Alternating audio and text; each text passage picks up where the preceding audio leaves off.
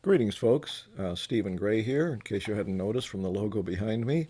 Um, and you are either watching the Stephen Gray Vision YouTube channel or you are listening to this in audio on anchor.fm, which is spelled anchor.fm, and its connections to several other streaming services like, almost hate to mention it now, Spotify.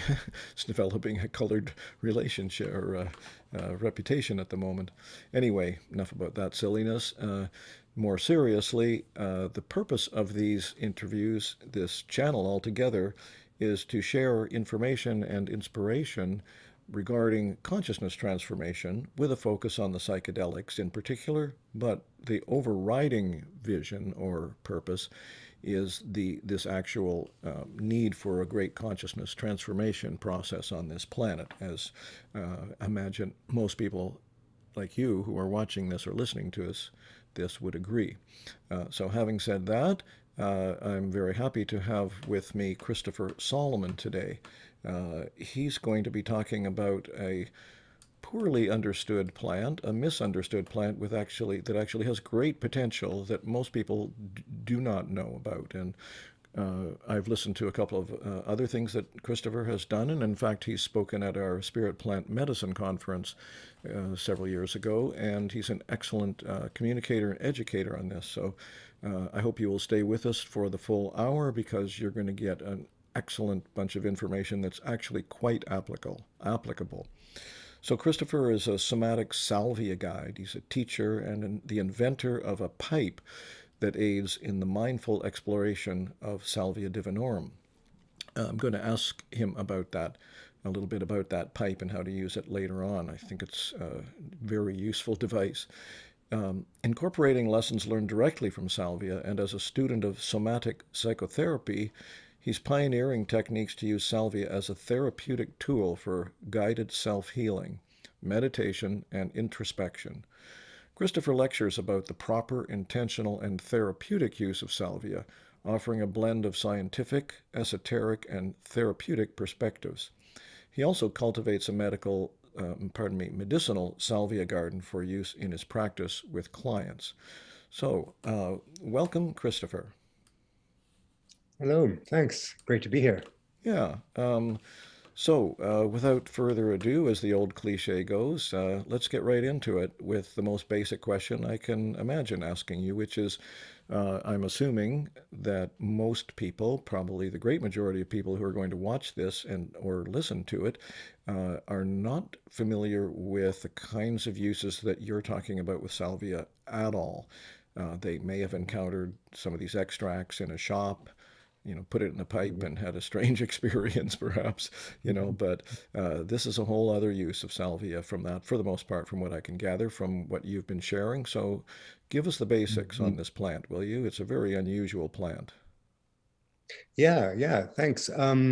Yeah, like you said, most people have introductory experience with salvia where they got it from a smoke shop and they loaded it in a pipe and smoked it and had a bizarre experience, or sometimes it can be a scary experience if you take too much of a dose or too high of a dose of it. Um, but so Salvia divinorum is actually a part of the mint family. And there are many, many types of different salvias. There's over 500 different types of salvias. The regular sage that you buy from the grocery store to eat or make tea out of, that's a salvia. The white sage that one burns, that's a salvia. So for those of you who are watching visually and not listening, this is a baby salvia plant right here. So here she is right here. So you can see that it looks very much like, if you've seen coleus, it looks like coleus, or it looks like many other types of salvias. You can see there's the diametrically opposed leaves, looks very much like a mint leaf. The stem is square. And so, so Salvia divinorum, it's endemic to Oaxaca, to the mountain ranges outside of Oaxaca in Mexico. And it's been used there for quite some time specifically for healing physical ailments. And And the plant, which we can talk about in more detail, can be used in very many ways. Traditionally, it was used by chewing the leaves. Many people are introduced to salvia by smoking the salvia extract. So there's many different routes of administration, and how one ingests salvia can have a very different effect on our consciousness shifting experience of it. But at its most, basic level, Salvia divinorum is one of the many types of salvia, and this particular one has a component in it called salvinorin A. And salvinorin A is what gives the plant the psychoactive and consciousness shifting properties. And most people, when they do smoke salvia, they smoke too much. And so one of my main messages with salvia is that it can be used, instead of smoking one large bowl at a time, smoke very low doses over a course of time instead of packing it all up at front. And we can get into the more details about that as well, about the benefits of doing that and why that changes the experience so dramatically. Yes, we should definitely get into that. Just before we move on, a little bit of, I think, interesting information, and please correct me if I didn't quite get this right. It was years ago when I came across it. If I'm not Mm. mistaken, the psychoactive, I don't even know if it's an alkaloid, whatever it is in the plant, the chemical in the plant, Mhm. perhaps salvinorin A, there's no other plant has it. Isn't that correct? Is it not That is, unique yeah. to Salvia divinorum? It's that is what they used to think, but they've Ah, recently found there are some other. There's another salvia, um, Salvia recognita, I think it is. I hmm. forget which salvia exactly it is that has small amounts of salvin RNA in it.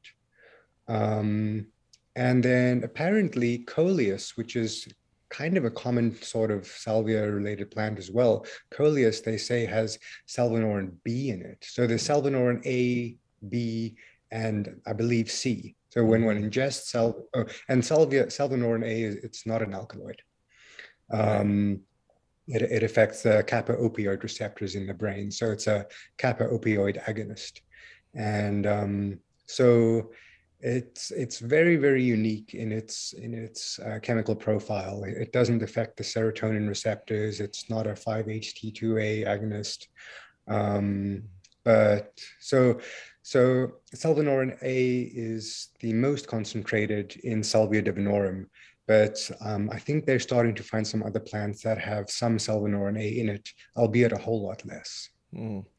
Well, it could just be a Yeah, quirky fascination on my part, but it's not in any kind of technical sense a psychedelic, and it is close right. to unique, as you say. It's very rare to find a plant with this in it, and as you say, this particular plant has way more of it than anything else, and yet.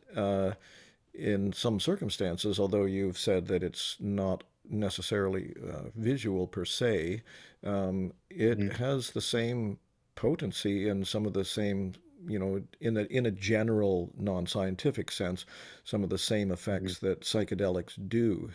Correct? Mhm. Yeah, Definitely, yeah. It's the most potent naturally occurring hallucinogenic. I put that in quotes because, again, it's not typically hallucinogenic, but it's the most potent naturally occurring hallucinogenic substance that we know that's right. of. Yeah, yeah. Even, for a strong DMT experience, you might need, I think like a threshold DMT experience of NN-DMT, you'd need maybe, 5 milligrams to 10 milligrams would be like threshold. But with Salvinorin A, 1 milligram of it is a very intense experience. So it's and that is why dosing with salvia is such an important aspect because um, at a high dose. And, when you think of high dose, people think large numbers, but, we're just talking about like 1 milligram worth. Before we get into So, that, because I do want you to go into detail about that, please. Um, mm, uh, you haven't spoken, so I'm gathering that it's not very toxic either, right? Are you familiar with the term LD50? yeah. Yeah, so it's a dose of any particular medicine or substance, at which 50% of the people are going to die, right? And Yeah. Right. many pharmaceuticals have one, nicotine distinctly, alcohol, all those have an LD50. Is there a meaningful LD50 for salvia? I don't know exactly what the LD50 is, but I do know that when I was a research participant in the study that Johns Hopkins did on salvinorin A, Mm-hmm. this was back in 2018, I think it was. They gave me a high dose of pure vaporized salvinorin A while I was in an fMRI machine. And so in order to do any sort of, and so what they were telling me is that in order to do, when I say they, I mean the researchers at Johns Hopkins, so Roland Griffiths, they were telling me that in order to do any human study, you have to prove to the FDA that this is a very safe substance to take. And so back in maybe the late 2000s, what they did is they did an initial study on salvinorin A, and that initial study was just to prove the safety of it, because they had to prove, hey, if we want to study the effects of this plant on people's brains, we have to first show to the FDA that it's safe. And so the way that they found the upper limit is they had the same participants come in, time and time again, and they just progressively gave them higher and higher doses of salvia. And it got to, and then took their vitals before and took their vitals after. And they got to the upper echelon when essentially everyone had a high enough dose to where they thought, you know what, like everyone tapped out of the study at that point. They were like, I don't want to go any further in the I study. can imagine with that plant. Yeah. Right, because Yeah. they started to have scary experiences Yeah. or very dissociative experiences where at a high dose of salvia, you can get taken outside of space and time and become, pure energy, which if that happens quickly can be jarring. But at the low doses, it's much more embodying. Yeah. So, um, mm, mm. Sorry, that wasn't one of my gestures. Oh no, that's fine. I thought you were going to say something. No, no, no. But Yeah. I'd like to, yeah, I don't know what order to go through this all in, but I'd like to hear a little bit more about that issue because, as much better than I actually, but I know as well something about this. One of the reasons that salvia hasn't taken a wider, or a larger role, in the Mm, so-called psychedelic pantheon or cultural mm, use as a spiritual healing medicine is because most people haven't encountered it in these ways, and so they have these right. really weird experiences oftentimes, and weird like no other plant, right? I mean, I've heard Mm. people say, I've read up some of the testimonials on, is that still around, sagewisdom.org? Daniel, what's his Yeah. name? And Yeah. Daniel Siebert's website. What's his last name again? Daniel Siebert. Daniel Siebert was actually the person who first isolated salvinorin A and found out that it was salvinorin A that had the psychoactive properties. Mm. Yeah, so some of I think it was Many. there where I saw the testimonials where people were saying things like they turned into a chair or something like that, right? And Siebert himself, as he was as he was finding the dosage that was going to get him across the threshold at the beginning of that process that you just mentioned, I believe on the site there's this. It's been a long time since I read it, maybe 20 years, but my vague memory is that something like he said he was standing in uh, a room with his eyes Mm, open. And mm, after a while, he clued in that it wasn't his room. It was his, I think, grandmother's room or something, right? And this mm, was, I mm, believe, with his eyes open, right? mm, Um, mm, so, so not only, it seems like this plant not only can, take you beyond time and space, as it were, ego dissolving, etc., but it can put you into mm. some really strange places that don't seem to have anything to do with healing or spiritual work. Right. Yeah. And that's why most people, they have these bizarre experiences and they think that was intense, that was crazy. But at the end of the day, I think that's completely meaningless and there's no point to this. And and the thing is, there can be if you have a high dose of salvia, it can actually be physiologically uncomfortable. Mm. Um, you can, people talk about the feeling like their body is becoming unzipped, or people like getting torn into two different dimensions, or there's this very strong pushing and pulling feeling that can happen on the body. And so at these high doses, it's not just a radical change in one's visual perception per se. It's also a radical change in one's perception of what one thinks one's body is. And that's how one becomes inanimate objects and so on and so forth. Um, and then at the low doses, um, it's absolutely fantastic for meditation and finding a place of stillness and deep calm within, which, so what makes Salvia interesting is that it's the same substance, but depending on the dose, it might as well be a completely different substance. If you smoke a big dose, you feel like you're getting pulled into another dimension. But if you smoke a small dose, you feel as if the mind, your chattering mind, begins to slow down, and you just feel as if being very still and very quiet is an extremely comfortable, therapeutic, healing experience. And that's why it works so well actually as a somatic medicine. And that's why I incorporate somatic psychotherapy with Salvia when I work with my clients. So, I teach people about Salvia, but then I also guide them on Salvia journeys where, and since COVID started, I've actually moved my practice to doing all my sessions on Zoom. So I do Salvia sessions with people remotely via Zoom, which initially people, when I used to see people in person before COVID happened, I had people emailing me all the time and being like, I'm in Australia, or I'm in London or something like that, and I really want to have a Salvia session. Will you do it with me, remotely? And I thought, no, that doesn't seem like a very wise move to do, medicine work with people remotely. Mm-hmm. And then COVID started, and there was this one person that he was very adamant about trying it. And he was like, I really want to try it remotely with you. And I did it with him remotely, and it ended up working out extremely well. And then I did it with another person on Zoom. And funnily enough, I've actually come to find that doing sessions with people via Zoom, Salvia sessions with people via Zoom, they're actually going deeper and having more benefits from the Salvia sessions than when I was doing it in person with them. And Okay, so let me ask you more about that then. That's very, very interesting because the word mhm. somatic, implies something to do with the body, right? So, Right. I would have imagined you might have been doing body work or something like that. So maybe you could talk a little bit about what the mechanics of what you're doing when you're guiding people. How are you doing this? Actually, maybe we should Mm, step back a little bit more and just go through, you know, the whole way that you work, best practices. You've mentioned mm, dosage, but maybe this is also the time to talk about how you can control that, and this is where your pipe would come in, of course, right? So how right. the method of intake. We're talking smoking, but you want to control that dosage, and then set. We know basically you're there to heal or whatever, and the setting whatever. But then what do you do? How do you work with the person when you're on Zoom?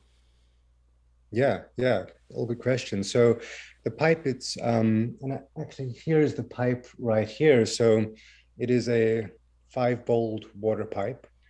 And so there's this little jar that you put a little bit of water in. There's a silicone downstem, and you pop that in here.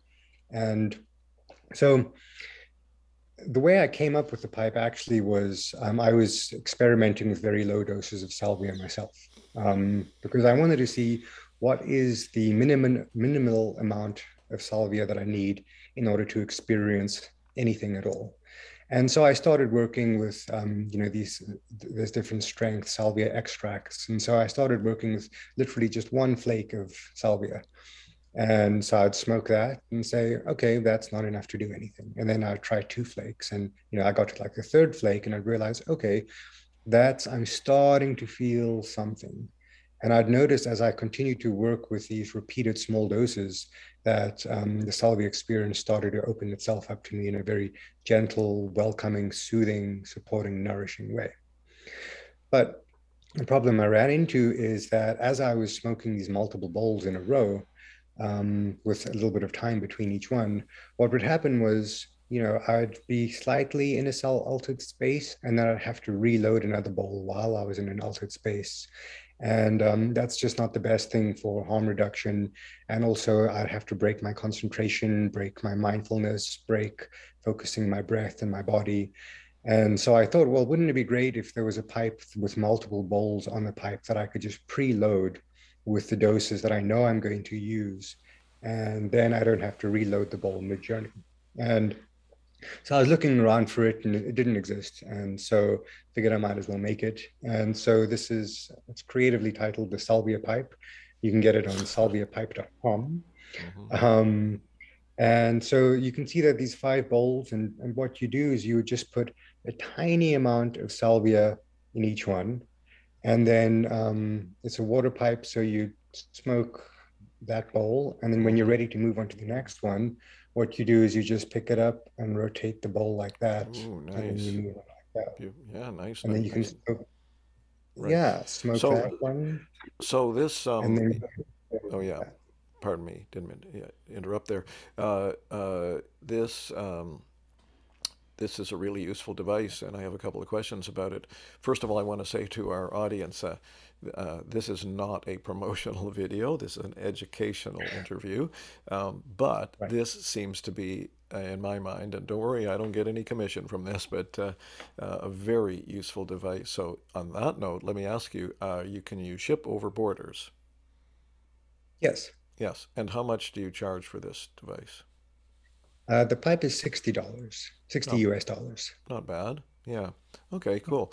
I, I So make I make everyone myself by hand as well, and so it's all custom done and made right here at home. excellent. Yeah. No middleman, as it were. Right. So now this dosage issue, though, strikes me as very important. I have a couple of questions about that. One is, for the people that might be watching this, and I'm even thinking of myself, like maybe someday I'll order one of these pipes, and then, um, I don't know what, I'm in Vancouver, British Columbia, Canada. I don't know, I haven't checked in years if people have these still in stores, but, Mhm. what should I be looking for? How do I control the dosage? How do I titrate properly? You said a little bit, but would you not want to be Right. pretty specific about that? Like, for example, if I, are they still doing these 5 times, 10 times, 20 times extract Mhm. things? Yeah. Yeah, And so yeah, how they are. make it detailed for us, please. Yeah, great. So when I work with clients, I use 5x extract. And so for those of you who don't know what that actually means, so plain salvia leaf. So what you could do, like with this salvia plant right here, and again, this is just a baby, so she's going to get a whole lot bigger. It can get to about 10 feet tall, and they can really become extremely large plants. And so just plain leaf like this, picked and dried, you can smoke the plain leaf. I guess that would be considered 1x. Mm. Um, and then 5x would mean you take 5 grams worth of salvia and you extract the salvinorin A out of that. And then you re-infuse the salvinorin A back on 1 gram of leaf. So you're essentially taking 5 grams worth of leaf and um, infusing it onto 1 gram's worth of leaf. 10x is you take 10 grams of plain leaf, get the salvinorin A out of it, put it back in 1 gram of leaf. And it goes all the way up to like 400x. I think 400x is pure crystal salvinorin A. I don't really go much higher than 5x ever because it's not necessary. I really think places who are selling like 60x and 100x, um, they're just marking up the price a whole lot higher, and it's really not necessary because you can have a strong experience using plain leaf. Hmm. Now, the one thing that's tricky is dosing with plain leaf. So I prefer using standardized extract because I know how much each dose takes. So the thing with salvia leaves are each salvia leaf has the same amount of salvinorin A on it after it's a certain size. So you can have a salvia leaf that's this big, like let's say for those who are listening, you can have a salvia leaf that's 2 inches big, or you can have a salvia leaf that's 4 inches big. And each one is going to have the same amount of salvinorin A on it. So if you're smoking plain leaf and you smoking crushed plain leaf, you don't really know if you're smoking the plain leaf that came from a small leaf or a big leaf. And so it makes the consistency a little bit tricky to kind of figure out.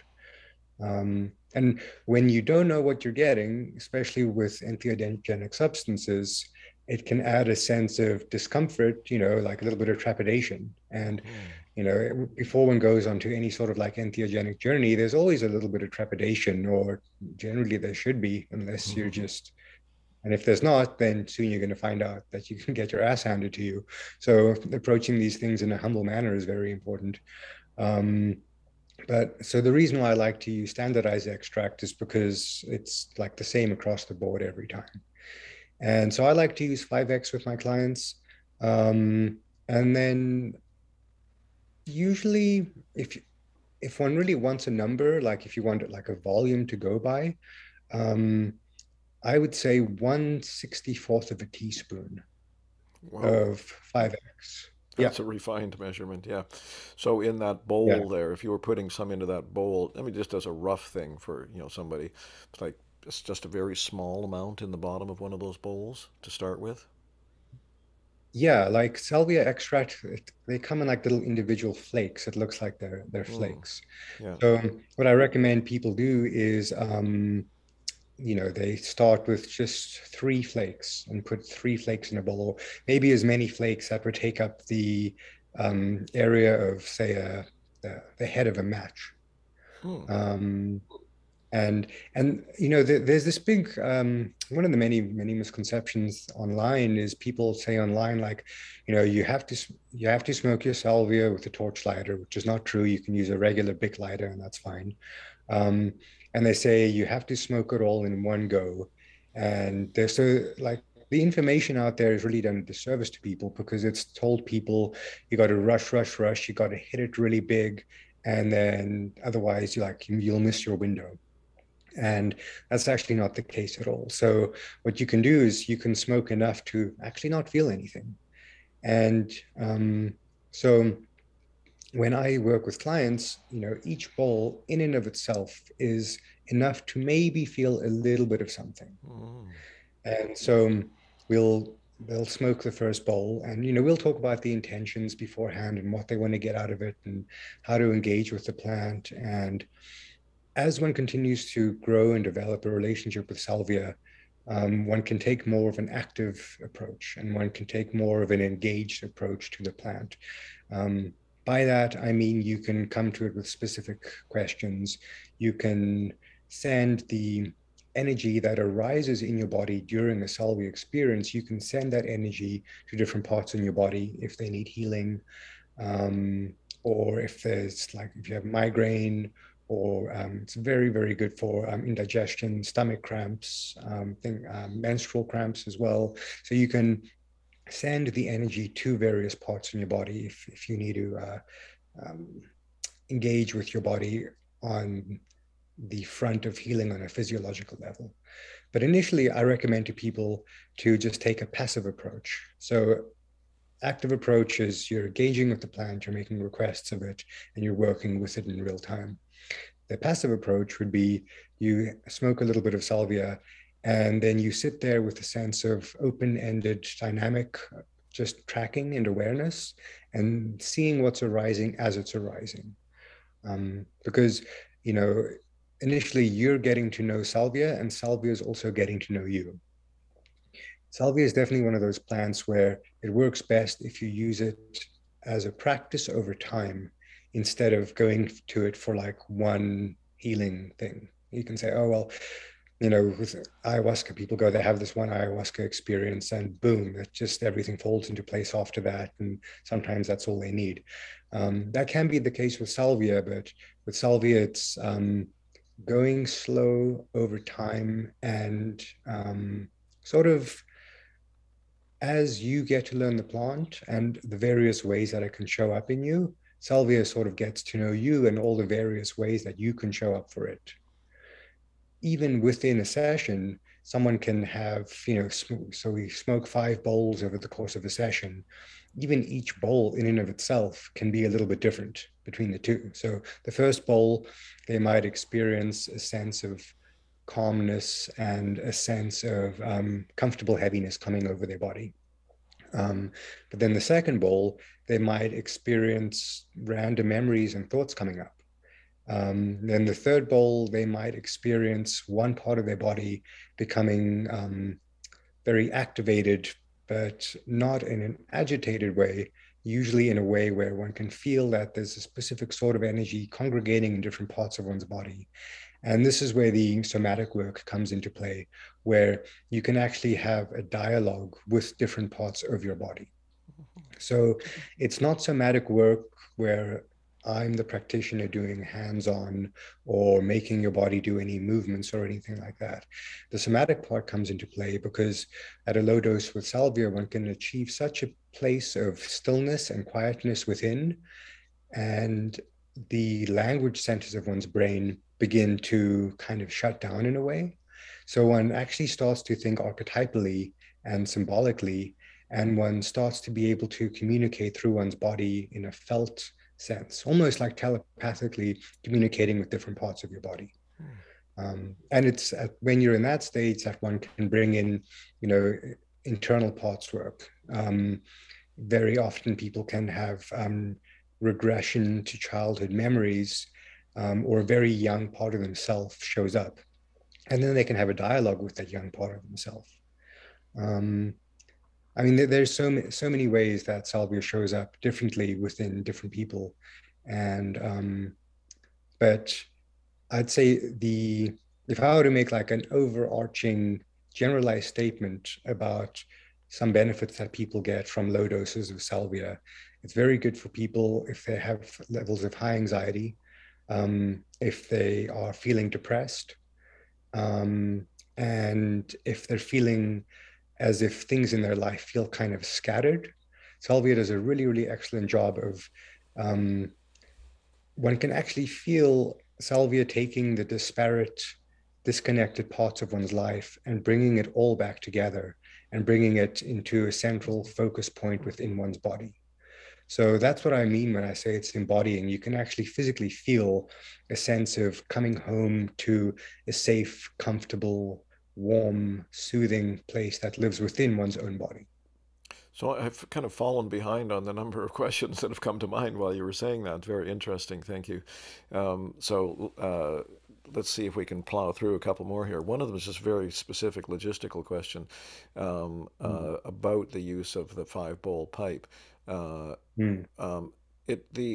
When you smoke it, the experience is very brief, right? So what's the actual timeline? If I have the one bowl and then I'm going to smoke a Mm. second bowl, are we talking like 2 minutes apart, or what's the deal I with like that? to wait. Yeah, good question. I like to wait at least 5 minutes, Hmm. um, because, and this is where the guidance in doing a session with me can be helpful, or with, because managing expectations is quite interesting, because people who have had experiences with MDMA or DMT or mushrooms or LSD, they they go into the salvia experience looking for a DMT-like experience. They're looking for colors. They're looking for extreme insight and aha moments. Um, and so they're so busy looking for that they're actually missing out what's happening. And generally what happens at these light doses is you're no longer stressed. Your mind isn't chattering at 100 miles an hour. Your breathing becomes effortless. You feel comfortable and safe and warm. But that's not fancy colors and light and fireworks and stuff like that. And so people can overlook what's actually happening while it's happening. So many people, they'll be, 2 minutes into the experience and they'll say, "Oh, I don't really think that anything's happening."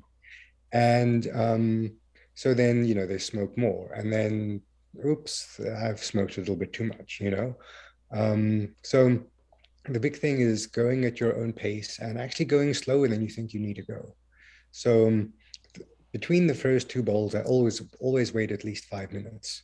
Good one. Um, Yeah. Yeah, So, yeah. another kind of logistical or applicable question, and that's kind of my focus a lot with these interviews anyway, is like, what can people take away from this and apply in their own lives? So, here I Right. am in Vancouver, British Columbia. Maybe I get my hands on your salvia pipe.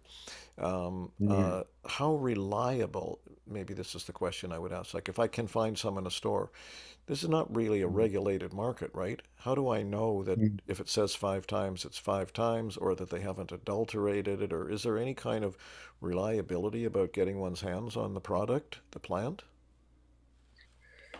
Well, I mean, I grow and make all my own Salvia extract. And so I like using my own medicine that I make. Um, it's, I can't really speak to other vendors and reliability. I've never bought something that wasn't salvia that was sold as salvia. Mm-hmm. Generally, when one buys salvia, one's as I mean, in my personal experience, one's probably pretty much going to get salvia. Hmm. Um, Good. I've noticed that the condition that the plant is grown in can sometimes come through in the felt experience of the plant. There was this one particular salvia this brand of salvia, and I don't remember what it was now because it was quite a few years ago, but I smoked it. And as soon as I smoked it, I just felt like this sadness coming into my body. Hmm. And I was just like, wow, I could just tell that the salvia wasn't grown in a good environment. It might have been grown purely for the sake of just, growing a lot of it in an industrial manner and maybe with artificial lights and pesticides and who knows what else. Um, so, We know that about there's, cannabis as well. This is a mhm, commonly held view with cannabis as well, that mm, the grower's attitude of devotion, love, treating it as a sacred plant. Some growers say mm, that the feedback they get is very much that, like that, that it makes a huge difference. mm, People will say to them, wow, this is really different from the stuff that I usually get on the yeah, street or whatever. Yeah, yeah. So right, I'm really yeah. glad you shared that. Yeah. Now that I've interrupted you anyway, still we're talking about how to work with this plant, best practices, and so on. Mm. Uh, with these more gentle, low dose approaches, I gather that you think people could do this by themselves, but you wouldn't recommend it without at least a sitter. Is that correct? Correct. Yes. Yeah. Why? And the reason why is because if one does have a little bit too high of a dose, which again can be easy to do, um, people can get up and start walking around without really realizing that they're walking around.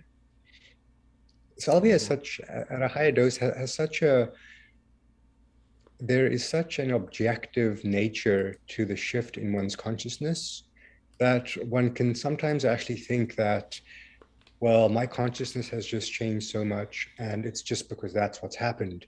It's not because I've smoked salvia. Hmm. I've never had an LSD experience and thought that the visions I was seeing was from anything other than the LSD. Um, so, but with salvia, it's such a visceral change in one's consciousness that sometimes people think, oh, if I just get up and leave this room, then the experience will end. Hmm. There can be you can think, okay, well, the universe or the world has changed in this room right now, but I'm sure in the next room, it's back to normal. There's this interesting locality thing that comes up, and you think, okay, well, if I can just get up and walk there. But the problem is, at a higher dose, one's motor coordination is compromised. One's speech is compromised. So you can get up and you can like trip and hit your head on the side of a table.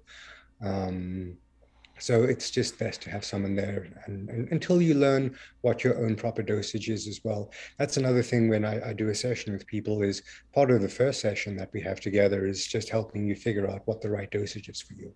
Mm-hmm. Um, some people are more sensitive, other people are hard heads.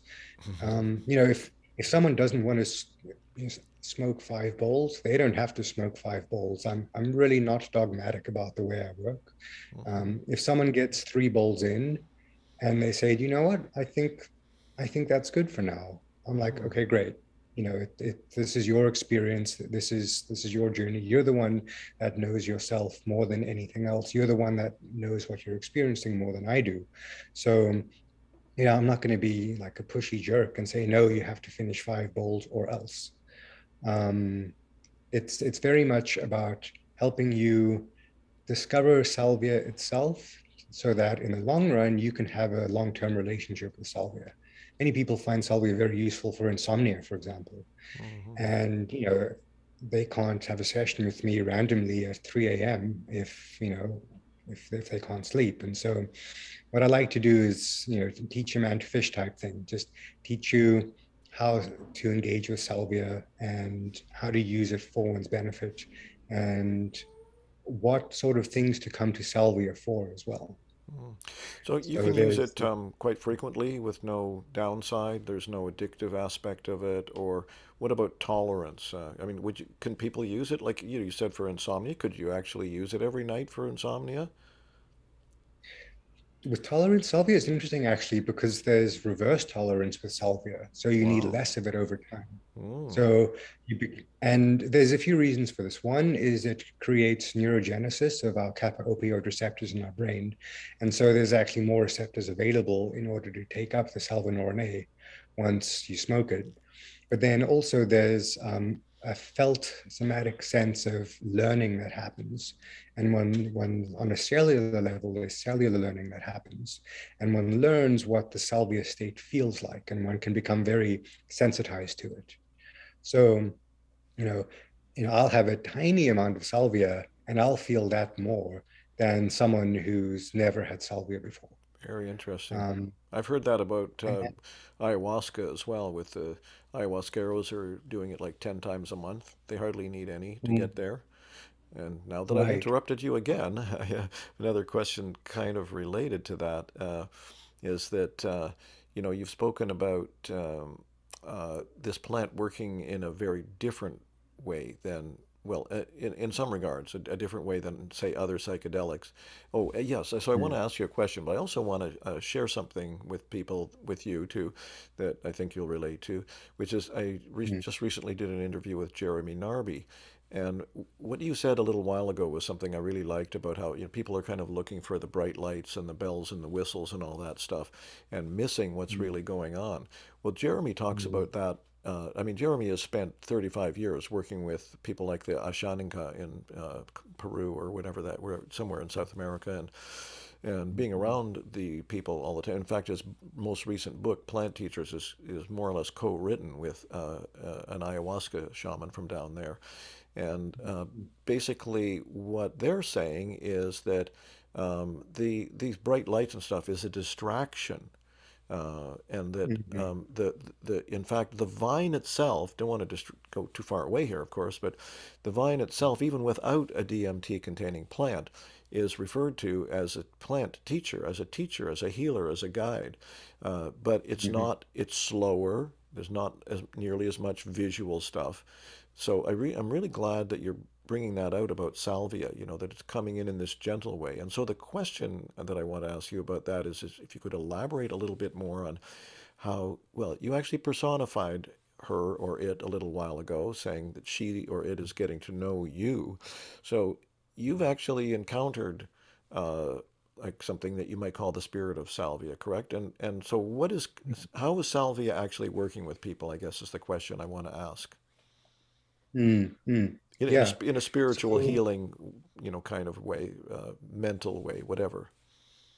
yeah, right, right. So,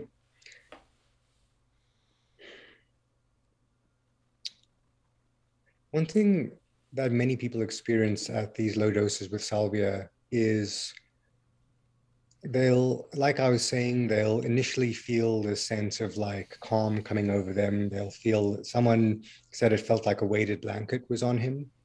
Um, but so, yes, there's the physiological, comfortable feelings of being, feeling like you're in a warm, safe space.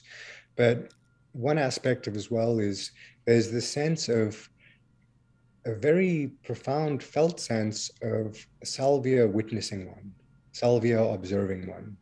And with that, there's a very strong sense of that feels like it comes from this other entity, the sense of empathetic understanding.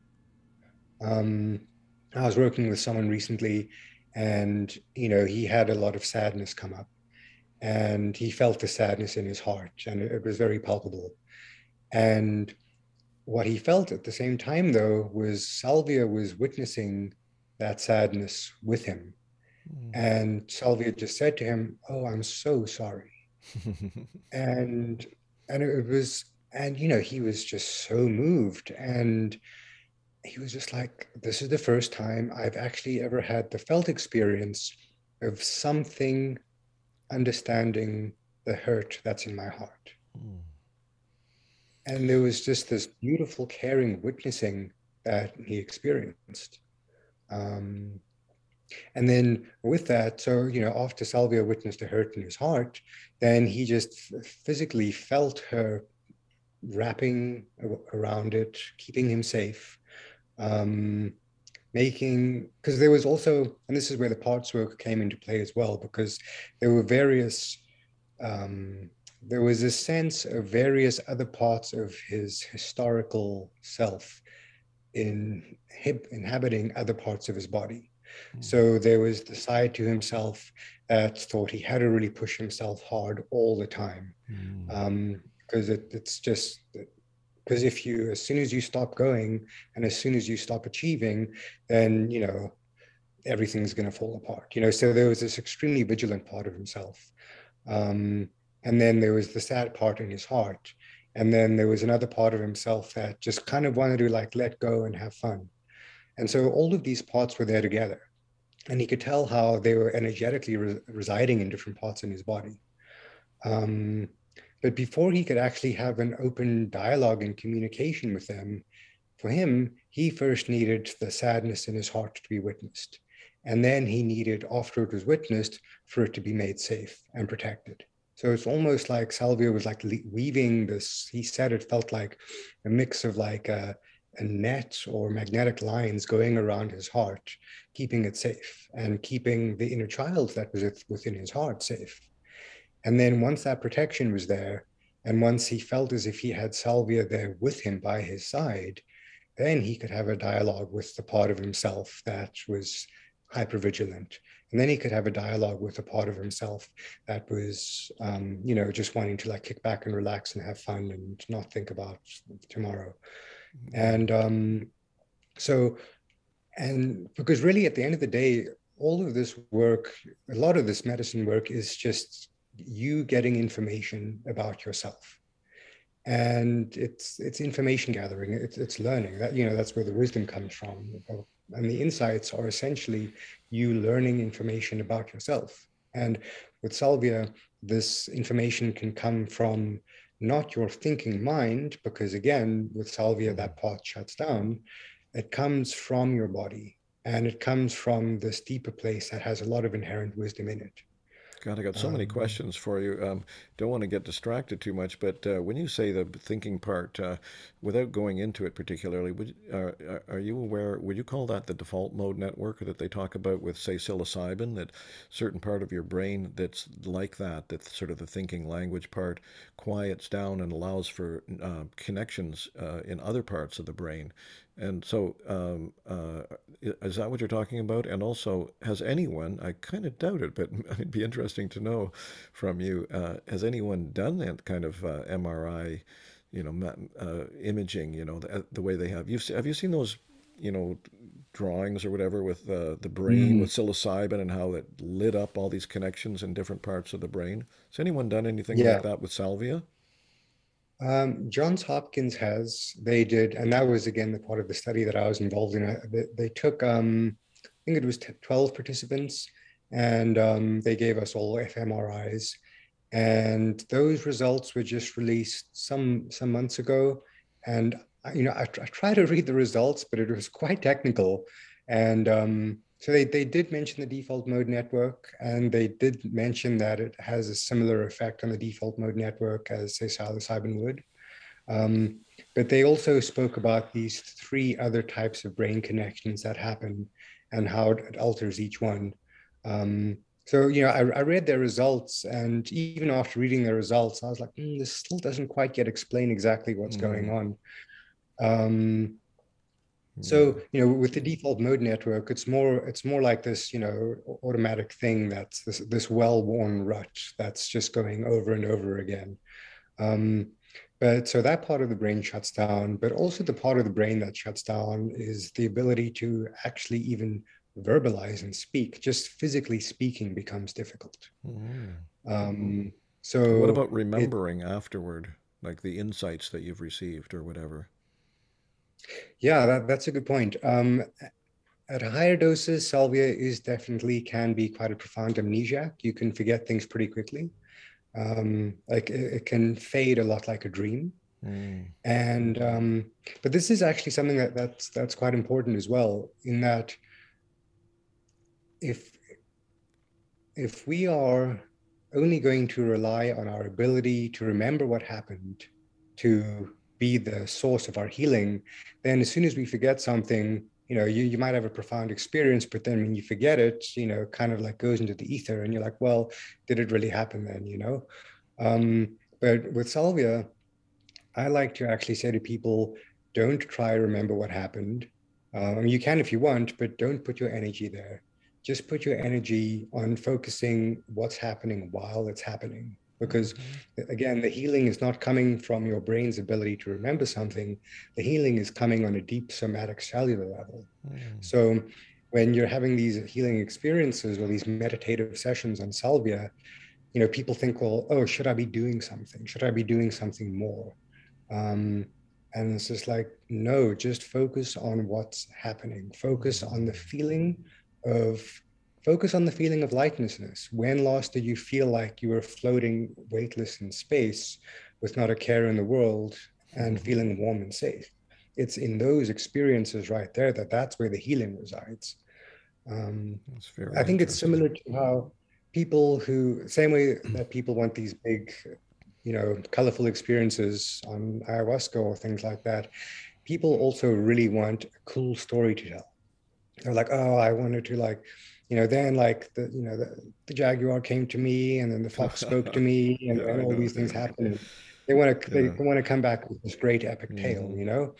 And salvia is just like, that's not important really. Like what's important is being with the healing presence while you're there Beautiful. and getting the healing in real time. And that's what's going to stick. And then you don't have to rely on your memory, or you don't have to rely on your storytelling abilities.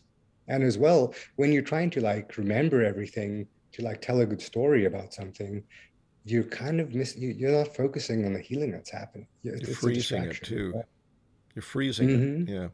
So, Yeah. um, now you spoke a while ago about how the learning works in symbolic ways oftentimes, but you've also said elsewhere, not in this interview yet, that she can be very direct. Or actually, you did mention it once or twice, but she can actually. Oh, I don't know if you call her she, shall call it she or not, but I'll say she. I kind of like the sounds of that. She can be quite direct too, right? And she has been that way with you personally, correct? Yeah, definitely. Yeah, and I've met various genders, you know, he's, hims, hers, you know, little children, old men, Them. you know, Salvia shown up to me, them exactly is it's shown up in multiple different ways. Um, but Salvia definitely doesn't mince around, you know, there's a very pragmatic approach to Salvia. Um, just straight to the point, cuts through all the bullshit. Um, and you know, one thing that happens as well with salvia is it can actually it takes away our ability to feel specific emotions as well. There Mm. can be an emotional muting effect, which makes it really good for trauma work as well. So, you know, if I'm working with someone and they want to revisit a painful memory, salvia can kind of, when you're on the effects of salvia, you don't feel so intrinsically tied to your emotions anymore. Mm. Um, and so you can remember a painful memory, and actually what it does is it gives you the opportunity to sever the connection. Let's say there's someone that you just really can't stand, for example. Let's say someone who was like you know, an asshole to you in your life, and every time you think about them, you get furious and you get angry. And so, and that becomes your default mode network. You know, you think about someone, your heart rate increases and you get angry. And then before you know it, you're having this long made up conversation with them and it's taking you out of the present moment. But with Salvia, what you can do is you can bring these same memories to mind, you can recall them, and there can be the severing of the connection. So, um, you know, I was working with someone actually just a few weeks ago, and had a lot of anxiety in his chest. And so when there's anxiety in his chest, there's the physiological feeling of tightness in the chest.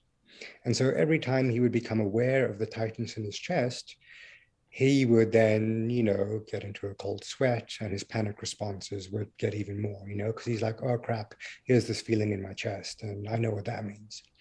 But then on Salvia, he still felt the tightness in his chest, Mm-hmm. but it didn't cascade off into all the other effects. Mm. And so, you know, and Salvia said to him, you can feel tightness in your chest, but it doesn't mean that you have to have the rest of these other reactions. Very interesting. And Yeah. so, Yeah. yeah, there can be a decoupling that happens. Well, thanks for sharing that. That is really interesting to me.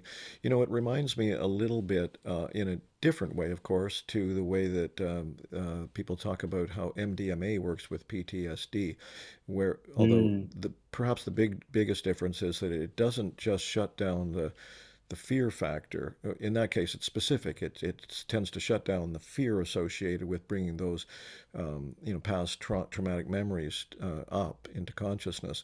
But it also adds in compassion. And right. I don't know if you've experienced MDMA, but I've found that too. So that's Mm, an interesting one. But yes, being able to take a clear look at it, that's great. And if you don't mind, I'd like to make a comment too about something you said a little while ago, which I think is actually really important going forward. I've talked to mm, Bruce Damer about this one, and you use this word parts, and Bruce has used the word parts. And mm, the way Bruce talks about it is he says this is actually kind of a revolutionary thing, in our species, that we're actually coming to recognize that the trauma that we have, that gets in the way and screws things mm, up, for ourselves and the people around us, is these mm, parts, and you mentioned that they're related to the past, they're both mental and held in the physical body. So I just want to say that I mm, think that's really wonderful that you're addressing this and showing how salvia can show you that kind of thing. mm, mm. There's Yeah, no question definitely. there, but say what you want. Well, as well as being able to, you know, discern these, you know, individuated parts within us, one thing that Salvia is very useful for as well is, and very, very early on, sometimes even just on the second bowl, so only like 10 minutes into a session, making us feel much bigger. Hmm. And so what happens is our energetic, you know, the boundaries of our physical body kind of cease to be there in a way. And if one feels like there's a big emotion, like let's say there's anger, which is like a big emotion, it can feel like it takes up a lot of space in one's body. With salvia, what happens though is one can feel much, much bigger. And if you really sit there on a low dose of salvia, meditating with your eyes closed in stillness and in silence, one can feel comfortably infinitely large. One just feels extremely big. Hmm. So that can be very empowering for some people, especially if they've felt sort of contracted and small their Hmm. entire life, to feel this bigness. But what's nice about it is it's not bigness where it's a sense of like cockiness and pride bigness. It's it's such a tangible physical feeling of bigness that any other emotions that we're feeling, such as fear or anxiety or anything like that, by comparison, feel a lot smaller. And so it's not so much about taking one's trauma and making it smaller. It's by recognizing the largeness of our own beings and seeing how, in relation to the largeness of our psyche, whatever trauma we have doesn't actually take up as much room as we think it might. Very So, interesting. Yeah. yeah, it gives us a sense of perspective. Excellent. Yeah. So I'm sure there's a lot more we could talk about, and this has been, I think, fascinating. And as I think I've said earlier in this conversation or this interview, uh, uh, I want these interviews to be useful for people. And my sense is that I agree with you from the way you're advocating for and educating about this plant is that this plant needs to be, it can be and could be of great benefit to take a much larger role in society. And I'm sure you would Mhm. more than agree with that. And but maybe you could just sum up with, how you see salvia's development in the culture. Right, right. Yeah, this is a very good question because it's because of the importance of proper dosing and because of the fact that it's not necessarily recreational. Um, it can, even after I've had a very pleasant salvia experience, there's nothing that makes you want to go back to it, which is Mm. interesting. Which ties into the earlier question you said about like addiction. There's no one gets addicted to salvia because even if one has I can be sitting there meditating, I can have a wonderful salvia meditation session, and then after it fades away, there's no hankering to come back and do it again. And that's why more than the other plants or more than the other medicines, I feel it is a practice. You kind of have to make yourself do it.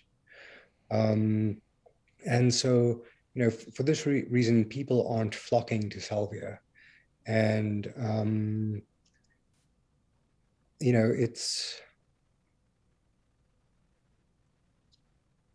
because the salvia experience itself, when you meditate with it and do it at these low doses, is such a personal, private, internal experience.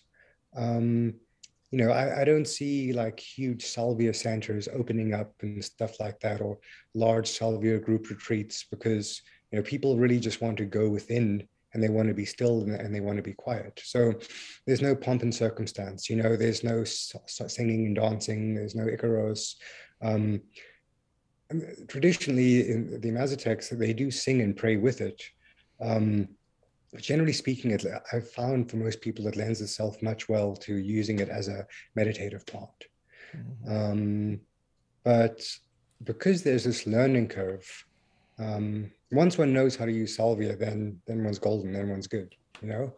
But it's tricky to just say, all right, everyone smoke salvia. You can't just make like a blanket recommendation like that.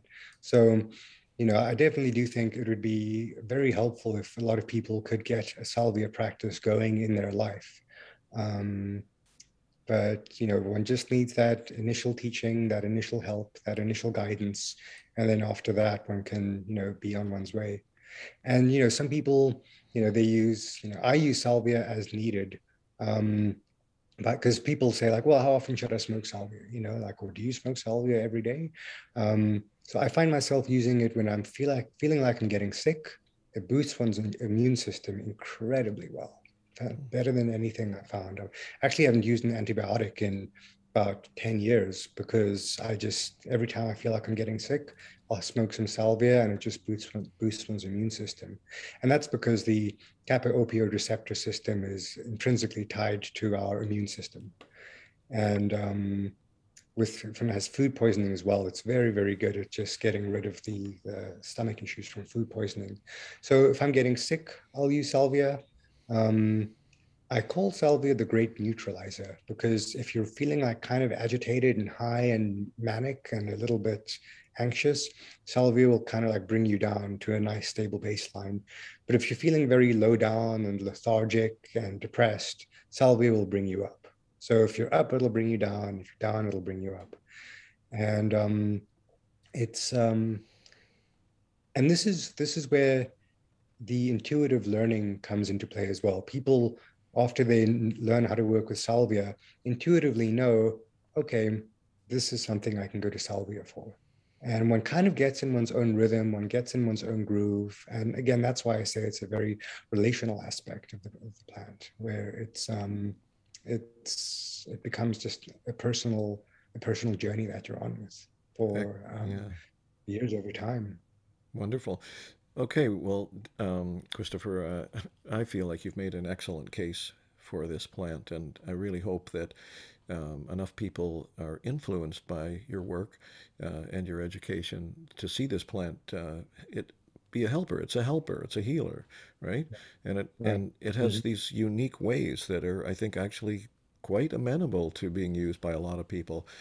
Safe, gentle in the ways that you've promoted it, radically different from the sort of horror stories that you hear. And so I'll Mhm. just say, oh, I was going to just say thank you, but before I do that, could you tell my audience, our audience, what you would like them to check, anything you'd like them to check out, actually? Sure, yeah. You can check out my website, which is salviahealings.com. You can send me an email at christopher@salviahealings.com. And there's an article I wrote on my website about the benefits of low-dose salvia. I also wrote another article about my experience in the Johns Hopkins study. There's a few other podcasts that I've done. Um, but really, I really do enjoy working with people and educating people. So for anyone listening or watching, really feel free to reach out to me at my email address, christopher@salviahealings.com. We can have a call over Zoom. I can answer any questions you may have, because many people have specific questions. And so I do, like, 20-minute free consultation where we can just chat over Zoom and talk about things. And so, yeah, don't hesitate to reach out. And I'm here for you if you need it. Sweet. Yeah. Well, thanks again. Nicely advocated for. Thank you, Stephen. Thank you.